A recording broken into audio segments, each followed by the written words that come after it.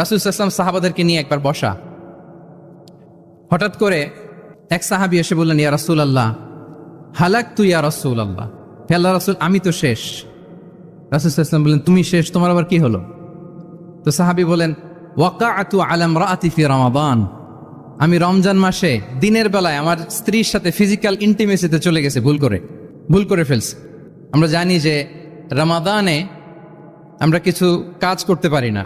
সিয়ামের সংজ্ঞাই হচ্ছে আসওমু হুয়াল ইমসাক আনিল আকলি ওয়া শুরবি ওয়াল জিমাই মিন তুলুইল ফাজরি ইলা গুরুবি শামসি মা আন-নিয়া, মানে রোজা হচ্ছে এটা এমন ইবাদত, সূর্যোদয় থেকে সূর্যাস্ত পর্যন্ত না খেয়ে থাকা, কোনো কিছু পান না করা, এবং দিনের বেলায় বিবাহিতরা তাদের স্ত্রীদের সাথেও ইন্টিমেসিতে যেতে পারবে না। এটা যদি কেউ মেনটেন করে, এটা হচ্ছে সিয়াম। তো সাহাবী বলে, ইয়া রাসূলুল্লাহ আমি তো শেষ, আমি তো দিনের বেলা ভুল করে ফেলছি, আমি তো আমার স্ত্রীর সাথে মেলামেশা করে ফেলছি, এখন কি করব? তো এটার আবার একটা বড় পেনাল্টি আছে। আপনারা যারা জানেন যে ইচ্ছাকৃত রোজা ভাঙলে কাজাও করতে হয়, কাফারাও দিতে হয়। কাজা মানে একটা রোজার জন্য একটা রোজা, আর কাফারা মানে হচ্ছে আরো 60টা রোজা রাখতে হবে। কয়েকটা জিনিস আছে, বেসিক্যালি 3টা। তো রাসূল সাল্লাল্লাহু আলাইহি ওয়াসাল্লাম তাকে বললো যে তোমার তো পেনাল্টি হয়েছে, তুমি তো বড় ভুল করে ফেলছো, তো তোমার কাছে কি এরকম কোনো দাস আছে যেটাকে তুমি আজাদ করে দিতে পারবা, মুক্ত করে দিতে পারবা, তাহলে পেনাল্টি আদায় হয়ে গেল। সে বলে, ইয়া রাসূলুল্লাহ না, আমার তো এত সক্ষমতা নাই, আমার কাছে তো কোনো দাস নাই। আচ্ছা দাস নাই, তো রাসূল সাল্লাল্লাহু আলাইহি ওয়াসাল্লাম বললেন তাইলে তুমি টানা 2 মাস রোজা রাখতে হবে, তাইলেও পেনাল্টি হয়ে যাবে, আদায় হয়ে যাবে, পারবা? সে বলে, ইয়া রাসূলুল্লাহ 2 মাস রোজা রাখা তো এটা কঠিন হয়ে যায়, ইটস নট এ জোক, টানা 60 দিন কি করে রোজা রাখ? তো রাসূল সাল্লাল্লাহু আলাইহি ওয়াসাল্লাম বললেন এটাও পারবে না, তাহলে 60 জন মিসকিনকে খাবার খাইয়ে দিতে হবে এজ এ পেনাল্টি। এটা বড় অন্যায় করে ফেলছো, 60 জন মিসকিনকে খাবার খাওয়াবে, এটা পারবা? সে বলে, ইয়া রাসূলুল্লাহ এটাও পারবো না। তাহলে কয়টা অপশন দিয়েছিলেন রাসূল সাল্লাল্লাহু আলাইহি ওয়াসাল্লাম? আওয়াজ করে বলেন তো কয়টা? একটাও উনি পারবে না। দাসও আজাদ করতে পারবে না, 2 মাস রোজাও রাখতে পারবে না, 60 জনকে খাওয়াতেও পারবে না। তো রাসূল সাল্লাল্লাহু আলাইহি ওয়াসাল্লাম বলেন কিছুই যখন পারবে না, কি আর করা, যাও একটু অপেক্ষা করো, দেখি কি করা যায় তোমাকে নিয়ে। তো রাসূল সাল্লাল্লাহু আলাইহি ওয়াসাল্লাম অন্যান্যদের প্রশ্নের উত্তর দিচ্ছিলেন, সময় যাচ্ছে হঠাৎ করে রাসূল সাল্লাল্লাহু আলাইহি ওয়াসাল্লামের দরবারে এক ঝুড়ি সাদাকার খেজুর আসলো, এক ঝুড়ি। তো সাদাকার এক ঝুড়ি খেজুর দেখে রাসূল সাল্লাল্লাহু আলাইহি ওয়াসাল্লাম বললেন, ওই ব্যক্তিকে ডাকো যার কিছু নাই, কিছুই করতে পারবে না। ডেকে আনা হলো। রাসূল সাল্লাল্লাহু আলাইহি ওয়াসাল্লাম বললেন, যাও, তুমি তো কিছুই করতে পারবে না, এই এক ঝুড়ি চ্যারিটির খেজুর, সাদাকার খেজুর তুমি গরিবদের মাঝে বিতরণ করে দাও, তাসাদ্দাক বিহা, এটা বিতরণ করে দাও, তাইলে আশা করি আল্লাহ তোমাকে মাফ করবে। তো এই সাহাবী বলে, ইয়া রাসূলুল্লাহ আলা আফকারা মিন্না ইয়া রাসূলুল্লাহ, আমার চেয়েও গরিব কাউকে খুঁজে বের করে দান করতে হবে? তো রাসূল সাল্লাল্লাহু আলাইহি ওয়াসাল্লাম বললেন, হ্যাঁ, গরিবকেই তো দিতে হবে। তো উনি বললেন যে রাসূলুল্লাহ পুরো মদিনার তল্লাটে আমার চাইতে গরিব কেউ আর নাই, আমি সব চাইতে গরিব। ফাদাহিকা রাসূলুল্লাহ হাত্তা বাদাত আনিয়াবু, একথা শুনে রাসূল সাল্লাল্লাহু আলাইহি ওয়াসাল্লাম হেসে দিলেন, এত হেসে দিলেন যে রাসূল সাল্লাল্লাহু আলাইহি ওয়াসাল্লাম এই পাশের চোয়ালের দাঁত দেখা গেল। এত বেশি হাসেন না উনি, নিজেকে ধরে রাখতে পারলেন না, হাসি আটকে রাখতে পারলেন না। ফাদাহিকা রাসূলুল্লাহ, হেসে দিলেন, হাত্তা বাদাত আনিয়াবু, ওনার দাঁতের এপাশ ওপাশ দেখা গেল। তো রাসূল সাল্লাল্লাহু আলাইহি ওয়াসাল্লাম বললেন, যাও, দাস মুক্তি করতে পারবো না, 2 মাস রোজাও রাখতে পারবা না, তারপরে 60 জনকে খাবারও খাওয়াতে পারবো না, এখন দিলাম চ্যারিটির এক ঝুড়ি খেজুর, এটা গরিবদের মধ্যে দান করে দাও। তুমি বলো যে তোমার চেয়ে গরিব আর কেউ নাই, তো কি করা, যাও তুমি তোমার ফ্যামিলি নিয়ে এটা খাও, তোমার ফ্যামিলির মেম্বার্স যারা আছে এদেরকে নিয়ে এটা কি করো, খাও। দেখেন আমাদের সুবিধা অসুবিধাকে ইসলাম কতটা বিবেচনায় নেয়। আসছিল পেনাল্টি দিতে, কথা বুঝতেছেন আমার? ওই সাহাবী রাসূল সাল্লাল্লাহু আলাইহি ওয়াসাল্লামের কাছে আসছিল কি দিতে? পেনাল্টি। এখন নিয়ে গেল কি? এক ঝুড়ি। আল্লাহু আকবার পড়বেন না? দিস ইজ আওয়ার ইসলাম, যেটা নিয়ে আমাদের প্রাউড ফিল করা উচিত। কি বলেন? আমাদের যে ধর্ম জ্ঞানের কথা বলে, আমাদের যে ধর্ম মানবতার কথা বলে, আমাদের যে ধর্ম এমন বিধান দেয় যেটা মানতে পালন করতে আমাদের কষ্ট হয় না, বরং আমাদের সুবিধা অসুবিধা বিবেচনায় নেয়, সে ধর্ম নিয়ে, সে ইসলাম নিয়ে আমাদের প্রাউড ফিল করা উচিত কিনা বলেন? শুনি নাই আমি, ইয়েস অর নো? আচ্ছা, গেল ফ্লেক্সিবিলিটি। আচ্ছা, অন্যের অধিকারের ব্যাপারে সচেষ্ট থাকতে বলে ইসলাম। সুবহানাল্লাহ। আল মুসলিমু মান সালিম আল মুসলিমুনা মিন লিসানিহি ওয়া ইয়াদিহি, মুসলিম তো সে যার হাত থেকে, যার হাতের অনিষ্ট, মুখের অনিষ্ট থেকে তার আশেপাশের ভাইয়েরা নিরাপদে থাকে, সে হচ্ছে মুসলিম। তার মানে আপনার হাত দিয়ে, আপনার কথা দিয়ে, আপনার কাজ দিয়ে আপনি আশেপাশের কাউকে যদি কষ্ট দেন, আপনি মুসলিম হতে পারবেন? আপনি আশেপাশের কাউকে কষ্ট দিতে পারবেন না। আপনার নেইবরকে যদি আপনি কষ্ট দেন, আপনি মুসলিম হতে পারবেন না। আপনি অন্যের প্রাইভেসিতে যদি ইন্টারফেয়ার করেন, কারো প্রাইভেসি যদি ভায়োলেট করেন, আপনি ভালো মুসলিম হতে পারবেন? কারো পার্সোনাল স্পেসে যদি আপনি নাক গলান, আপনি যদি ইন্টারফেয়ার করেন, তাহলে আপনি ভালো মুসলিম হতে পারবেন না। অন্যের অধিকারের ব্যাপারে ইসলাম আমাদেরকে সচেষ্ট থাকতে বলে। ইসলাম বলে ওয়ালা তাজাসসু, খবরদার খবরদার, গোয়েন্দাগিরি করো না, কারো পার্সোনাল স্পেসে নাক ঢুকিও না। যেটা তোমার ইস্যু না, যেটা তোমার বিজনেস না, ওখানে তুমি কভু যাবে না। কিন্তু আমরা এগুলো ভায়োলেট করি, দেদারসে, কি বলেন, করি না? অন্যের কোনো বিষয়ে আমাদের আগ্রহ থাকে বেশি, এরকম এরকম থাকে না? এনএসইউতে আলহামদুলিল্লাহ এরকম কেউ নাই, আছে এরকম? কারো পার্সোনাল বিষয়ে আমাদের কোনো ইন্টারেস্ট আছে? আছে না নাই?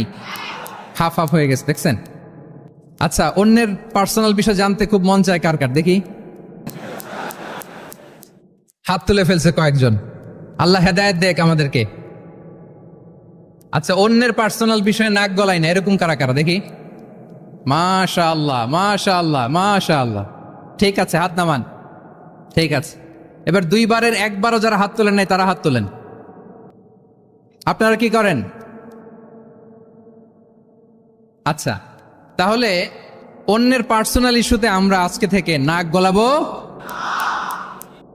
আমরা ভুল করে ফেলি। ইনশাল্লাহ আমরা এমনটা করব না। আমরা অনেক সময় খুঁচিয়ে খুঁচিয়ে তার পার্সোনাল বিষয় জানতে চাই। বিশেষ করে নিঃসন্তান দম্পতি পেলে আমি দেখেছি খুঁটিয়ে খুঁটিয়ে তাকে প্রশ্ন করে যে ভাই কি সমস্যা, বেবি নিচ্ছেন না কেন, কার সমস্যা, আপনার সমস্যা না ভাবির সমস্যা, আর বেটা তোর কি সমস্যা সেটা বল। একজন নিঃসন্তান দম্পতি কি পরীক্ষার মধ্য দিয়ে যায় আমাদের কোনো আইডিয়া আছে? তার এই পরীক্ষার মধ্যে যদি আমরা কাটা ঘায়ে নুনের ছিটা যদি দেই, তাহলে তার কেমন লাগবে বলেন তো? আছে তো সে পরীক্ষার মধ্যে, খুঁটিয়ে খুঁটিয়ে আমরা তাকে বিব্রত করার চেষ্টা করি। আল্লাহ আমাদেরকে হেফাজত করুন। এগুলো আমরা করব না ইনশাআল্লাহ, বলেন।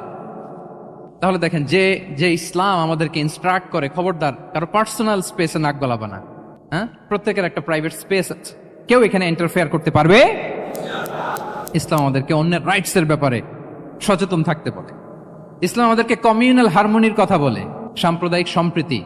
আমরা মুসলিম, এদেশে আমরা মুসলিম সংখ্যাগরিষ্ঠ, কিন্তু আমাদের হিন্দু ভাইয়েরা আছে, বৌদ্ধরা আছে, তাদের সাথে মিলেমিশে থাকার কথা বলে। এবং রাসূল সাল্লাল্লাহু আলাইহি ওয়াসাল্লাম তো মদিনাতে যে তাই করেছেন, মদিনা চার্টার করেছেন। জুইশরা ছিল, পেগানরা ছিল, মুসলিমরা ছিল, সবাইকে নিয়ে তিনি মদিনা চার্টার করেছেন। পরবর্তীতে তারা বিট্রে করার কারণে, ট্রেচারের কারণে এই মদিনা চার্টার ভঙ্গ হয়েছে, কিন্তু রাসূল সাল্লাল্লাহু আলাইহি ওয়াসাল্লামের পক্ষ থেকে কোনো না ছিল না। তাহলে এই যে পরমত সহিষ্ণুতা, রিলিজিয়াস কোএক্সিস্টেন্স, ধর্মীয় সহাবস্থান, এটার কথা ইসলাম আমাদেরকে বলে। এবং কতটা জোরালো ভাবে বলে আপনি অবাক হবেন। মাইনরিটি রাইটস কে ইসলাম এমন ভাবে প্রিজার্ভ করেছে। আল্লাহ রাসূল সাল্লাল্লাহু আলাইহি ওয়াসাল্লাম বলেন, কোন হিন্দু, কোন মাইনরিটি, কোন সংখ্যালঘু, শব্দটা যদি আমাদের পছন্দের না, বোঝানোর জন্য বলছি, কোন অমুসলিম যদি মুসলিমদের পাশে থাকে এবং কোন মুসলিম যদি তার রাইটকে ভায়োলেট করে, যেমন আপনি মুসলিম, আপনার নেইবার হচ্ছে হিন্দু, আপনি যদি তার হক নষ্ট করেন, জোর করে তার জমি দখল করেন, তাকে তার প্রাপ্য থেকে বঞ্চিত করেন, রাসূল সাল্লাল্লাহু আলাইহি ওয়াসাল্লাম বলেন কিয়ামতের দিন আমি ওই হিন্দুর পক্ষে মুসলিমের বিপক্ষে বাদী হয়ে দাঁড়াবো। আল্লাহু আকবার। রাসূল সাল্লাল্লাহু আলাইহি ওয়াসাল্লাম ওই হিন্দুর পক্ষে, আমি রাসূল সাল্লাল্লাহু আলাইহি ওয়াসাল্লামের উম্মত, আমার বিপক্ষে দাঁড়াবেন। আল্লাহু আকবার। What a marvellous statement. আল্লাহু আকবার। সংখ্যালঘুদের উপর যদি কেউ কোন মুসলিম অত্যাচার করে, রাসূল সাল্লাল্লাহু আলাইহি ওয়াসাল্লাম বলেন তুমি আমার উম্মত হতে পারো, কিন্তু তোমার পক্ষে না, আমি ওই মাজলুমের পক্ষে কিয়ামতের দিন দাঁড়াবো। দিস ইজ ইসলাম। ইসলাম আমাদেরকে অন্য যে ফেইথ আছে, Islam teaches us to respect other faith. অন্যান্য যে ফেইথ গুলো আছে এগুলোর প্রতি শ্রদ্ধা দেখাতে বলে, সম্মান দেখাতে বলে। আল্লাহ তাআলা বলছেন ওয়ালা তাসুবুল্লাযীনা ইয়াদউনা মিন দুনিল্লাহি ফায়াসুবুল্লাহা আদওয়ান বিগাইরি ইলম। ওহে বিশ্বাসীরা, আল্লাহকে ছাড়া তারা যাদেরকে ডাকে, যাদের উপাসনা করে, ওই সমস্ত দেব দেবীকে তোমরা গালি দিও না। ফলে রাগান্বিত হয়ে অজ্ঞতাবশত তারা আল্লাহকে গালি দিবে। কথা বুঝতে পেরেছেন? ওরা নানা কিছুর উপাসনা করে, কিন্তু আমরা কি যেসব জিনিসের তারা উপাসনা করে তাদেরকে গালি দিতে পারবো বলেন?